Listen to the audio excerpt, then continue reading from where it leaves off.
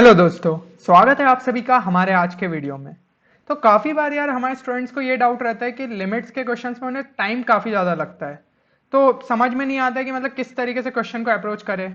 और अगर वो जैसे कि आपने देखा होगा कि लास्पिताल रूल है 0/0 वाला फॉर्म, तो कभी कभी वो भी थोड़ा ऐसा डिफिकल्ट सा हो जाता है। ठीक है। और बाकी जो है अपना सीरीज में अगर अपन उसमें डाल के करें उसमें भी अपन को टाइम लगता है। तो मैं जो आपको टेक्निक बताने जा रहा हूँ ये काफ़ी ही मतलब ईजी टेक्निक है। और इससे क्या है, आप लोगों की स्टेप्स बचा करेगी। आप जो स्टेप्स में हर एक में लिखते हैं स्पेसिफिक कि 10x/x = 1, sin x/x = 1, ये सब स्टेप्स से आप बचेंगे तो आपका ऑब्वियसली जो है स्पीड बढ़ते जाएगी क्वेश्चन के लिए। चलिए तो अपन समझते हैं इस टेक्निक को। तो देखिए, जहां भी आपको मतलब sin x दिखे उसको आप डायरेक्टली x से सब्सटीट्यूट कर सकते हैं। जहां भी आपको cos x दिखे तो उसको आप डायरेक्ट 1 से सब्सटीट्यूट कर सकते हैं। और जहां भी आपको 10x दिखे उसको भी आप x से सब्सटीट्यूट कर सकते हैं। ठीक है। अपन मतलब ये होता है ना, limit x tending to 0 sin x/x = 1। तो यहाँ पे यही चीज हो रही है कि अपन ये x को उस साइड ले गए। तो जहां भी sin x दिख रहा है उसको फटाफट अपन ने x से सब्सटीट्यूट किया, cos x को 1 से और 10x को x से। तो ये अपन को कब करना है, जब ये चीजें ऐसे फैक्टर में दी हुई हो। ठीक है। तो फैक्टर में दी अपन वो चीज और थोड़ा क्वेश्चन से अच्छे समझेंगे।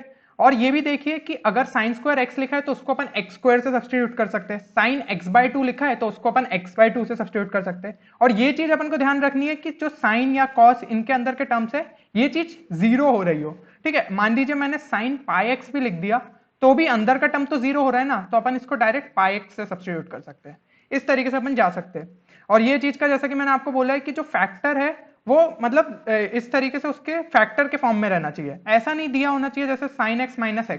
अब क्या करेंगे, अगर आपने sin x की जगह x पुट कर दिया तो x - x तो 0 हो गया, यानी न्यूमरेटर में 0 हो गया, तो कोई मतलब ही नहीं रहा अपने को। ठीक है, क्योंकि डिनोमिनेटर में भी ऑब्वियसली कुछ चीज दी होगी, तो ऐसे टाइम पे अपन नहीं लगा सकते। बाकी अपन जो अभी क्वेश्चंस प्रैक्टिस करेंगे उससे उससे आपको टेक्निक और अच्छे से समझ में आएगी। तो देखिए, सबसे पहला क्वेश्चन ये रहा। अब ये जो है ये जेईई मेंस में आया था 2013 में।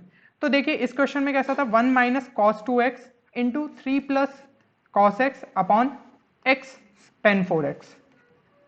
देखिए जैसा कि मैंने बताया, अब यहाँ tan 4x जो है उसको अपन डायरेक्ट 4x से सब्सटीट्यूट कर सकते हैं क्योंकि वो x इंटू tan 4x में दिया है ना, तो ये अपना एज अ फैक्टर हो गया। तो अपन डायरेक्टली इसको 4x लिख सकते हैं। तो 4x इंटू x क्या हो जाएगा, 4x²। अब यहां पे देखेंगे, यहां पे अगर मैंने x की जगह 0 डाला तो ये क्या हो जाएगा, cos 0। 1 - 1 ये कैंसिल हो जाएगा, यानी कि ये वैल्यू जो है ये 0 दे रही है, तो अपन इसको इस तरीके से सब्सटीट्यूट नहीं कर सकते, इसलिए इसको अभी के लिए ऐसे ही रहने दीजिए। अब अपन ने इस वाले फैक्टर को चेक किया, 3 + cos x। यहां पे अगर मैं x की जगह 0 डालू तो ये क्या हो रहा है, 3 + 1, यानी कि वो क्या वैल्यू दे रही है, 4। अब वो वैल्यू अपन को 0 नहीं दे रही है तो अपन यहीं पे यहीं के यहीं उसको सब्सटीट्यूट कर देते, तो मैंने इसको क्या लिख दिया, डायरेक्ट 4। अब यहां पे ये 4 और 4 जो है अपना कैंसिल हो गया। 1 - cos 2x upon x²। 1 - cos 2x यार एक ट्रिग्नोमेट्रिक अपन को पता है फॉर्मूला, तो ये इसको अपन डायरेक्ट क्या लिख सकते हैं, ये हो जाएगा अपना 2 sin² x, और नीचे क्या हो गया, डिवाइड बाय x²। तो देखिए sin² x को मैंने बताया था, आप उसको डायरेक्ट x² से सब्सटीट्यूट कर सकते हैं, तो ये हो जाएगा 2x² अपॉन x², यानी ये कैंसिल हुआ और फाइनल आंसर क्या आ जाएगा अपना 2। तो इस तरीके से ऑप्शन डी जो है वो अपना सही आंसर हो जाएगा। देखिए बहुत लॉजिकली अपन ने इस क्वेश्चन को किया और बहुत जल्दी सॉल्व होता है। तो ऐसे ही अपन को अपनी स्टेप्स बचानी रहती है, नहीं तो अपन क्या करते, 3 + cos x को पूरे लास्ट तक लेके चल रहे, फिर फाइनली जाके x की जगह सब्सटीट्यूट कर रहे हैं। अरे जब वो वैल्यू जो है वो 0 कर ही नहीं रही है, क्योंकि मेन दिक्कत कहां आती है कि जो फैक्टर्स अपने 0/0 या ∞/∞ फॉर्म में पहुंचा रहे वो अपन को दिक्कत देते हैं। अगर वो उस फैक्टर में है ही नहीं तो उसको वहीं के वहीं अपन सब्सटीट्यूट कर दो। चलिए और एक क्वेश्चन देखते हैं। तो अब इस क्वेश्चन में क्या है, sin π cos² x divide by x²। अब मैं यहां पे sin π cos² x को लिखूं और इसके अंदर मैं x की जगह 0 डालूं, तो ये क्या हो जाएगा, cos 0 यानी कि 1। तो ये अंदर क्या आ रहा है, पाई। जैसा कि मैंने बोला ब्रैकेट के अंदर की चीज को 0 आना चाहिए, ठीक है ना, तो ही अपन उसको सब्सटीट्यूट कर पाएंगे। अभी यहाँ पे सब्सटीट्यूट नहीं कर सकते, चलिए थोड़ी सी जुगाड़ लगाते। तो यहाँ पे इसको क्या कर लेते, cos² x को लिख देते 1 - sin² x। तो ये क्या हो जाएगा, sin pi minus pi sin² x। तो ये क्या हो गया, basically sin pi minus theta, उसको अपन क्या बोल सकते हैं, sin थीटा डायरेक्टली। तो इसको लिख दीजिए sin पाई sin² x, और नीचे अपना डिनोमिनेटर जो है वो x² आ जाएगा। तो ये बेसिकली क्या हो गया, इसका जो अंदर का टर्म है वो 0 आ रहा है, तो उसको अपन ने डायरेक्ट लिख लिया पाई sin² x अपॉन x²।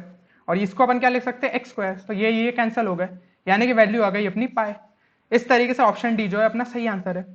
ठीक है। तो मेन ये है कि भाई अपन को जो फैक्टर से उनको बार बार लिखने की जरूरत नहीं है। अपन को जैसे ही अपन को वो वैल्यू मिली अपन ने डायरेक्ट उसको सब्स्टिट्यूट कर दिया, नहीं तो अपन क्या डिवाइड बाय एक्स स्क्वायर लिख के थोड़ी दिखाना है किसी को। इसलिए ये चीजें मन ही मन अपन कैलकुलेट कर सकते हैं, तो ये चीजें आपका टाइम बचाएगी।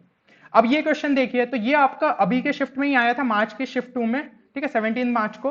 तो इस क्वेश्चन में क्या दिया है, 10 pi cos square x divided by sine 2 pi sine square x.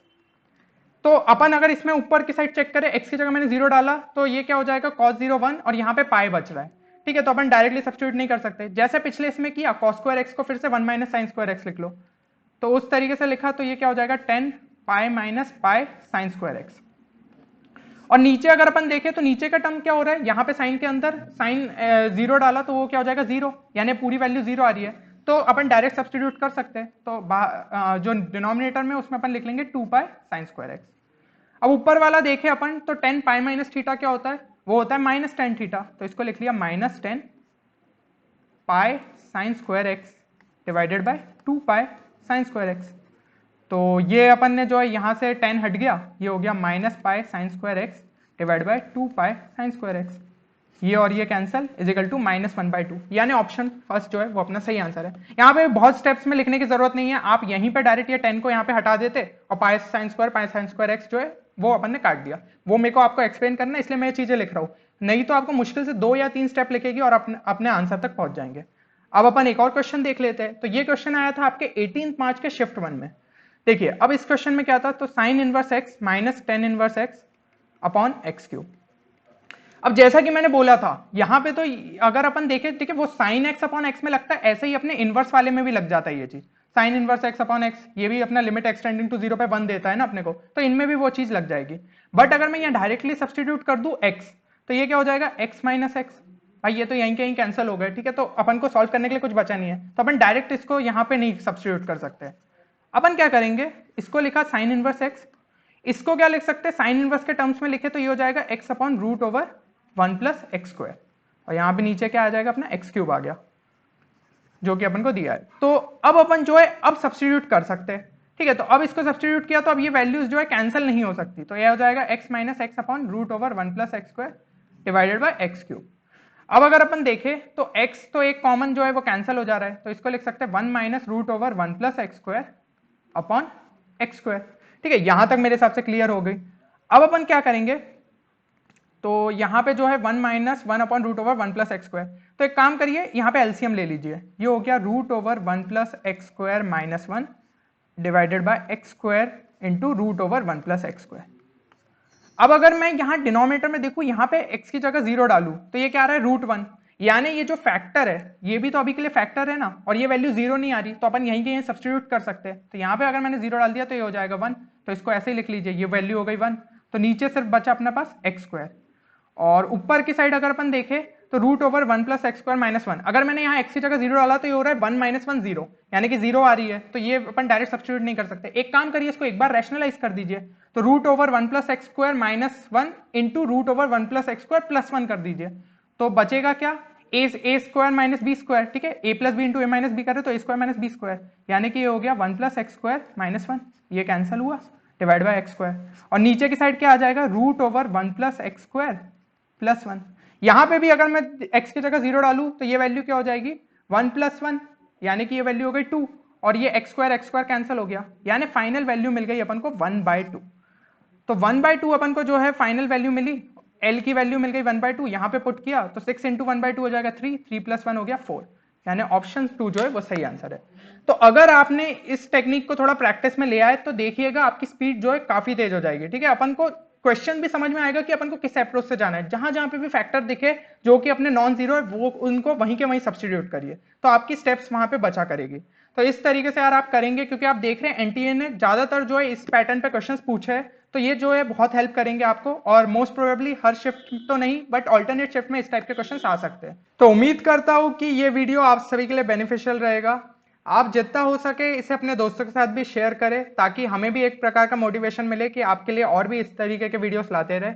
और अगर आप इस चैनल पे नए तो इसे सब्सक्राइब करना ना भूलें। तो फिर मिलते हैं अगले किसी वीडियो में नई शॉर्ट ट्रिक, कॉन्सेप्ट या स्ट्रेटेजी के साथ। तब तक आप लोग अपना ख्याल रखिए और पेपर को फोड़ के आते रहिए। Thank you everyone.